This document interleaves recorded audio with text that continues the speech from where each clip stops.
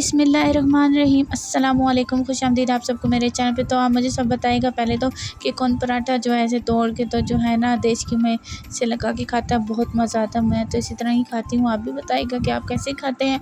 और यहाँ पे आज का व्लॉग मैंने स्टार्ट ही यहीं से किया है कि मैं कहा चलें आपको भी दिखाती हूँ कि हम लोग क्या क्या कर रहे हैं आज, क्यों और किस लिए। यहाँ पे जो है ना कुछ कपड़े पड़े हुए थे, रात को ही मैंने जो रखे थे यहाँ पे अम्मी की जानू के, तो वो मैंने कहा कि इन्हें तय लगा के रख देते हैं जल्दी जल्दी से। और यहाँ पे मैं बना रही थी कीमा आलू, तो मैंने कहा कि आपके साथ स्निक भी कर देती हूँ। आप बताइएगा रेसिपी चाहे तो इंशाल्लाह अगले व्लॉग में ज़रूर बताऊँगी। यहाँ पे हमने डाल दी थी चादर ऊपर जो है चारपाई पे, और यहाँ पे हम जो है ना धो रहे थे दाने।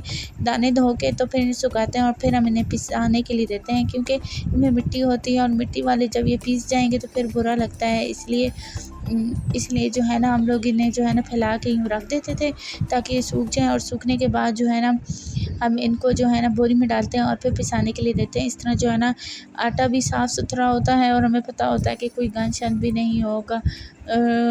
तो इसलिए ना अब जो है इसको हम ढक देंगे। और यहाँ पे देखें, यहाँ पे इतना ज़्यादा ना खिलारा पै जाना ना सुबह सवेरे सवेरे, तो मैंने कहा मैं आपको आज दिखाई देती हूँ सारा वो खिला रहा था। और यहाँ पे फटाफट से फिर मैंने जल्दी जल्दी से सफाई की और मैंने कहा कि आज मैं आपको सारा दिखाऊंगी शुरू से लेकर आखिर तक। यहाँ पे मैं साफ़ कर रही थी क्योंकि मुझे सिंक क्लीन और साफ़ सुथरा चाहिए होता है और अम्मी को भी अच्छा लगता है।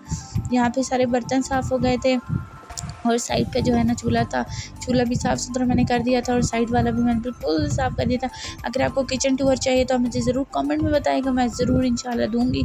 पर अभी नहीं दिया क्योंकि अभी जो है ना चीज़ें लानी है, कुछ डेकोरेट भी करनी है इसलिए। और यहाँ पे मौसम बहुत ज़बरदस्त हो गया था, मैंने कहा चलें आपके साथ भी शेयर कर दें। आप भी कहते होंगे कि ये क्या है, पर ऐसा बादल हो और ऐसा मौसम हो तो दिल को सुकून मिलता है। ठंडा ठंडा ठंड ठंड पै जानी है, अखां विच भी तो दिल है विच भी। पर कहते हैं ना कि कभी कभी सुकून आता नहीं है, पर दिल को बहलाने के लिए ख्याल अच्छा है गालिब।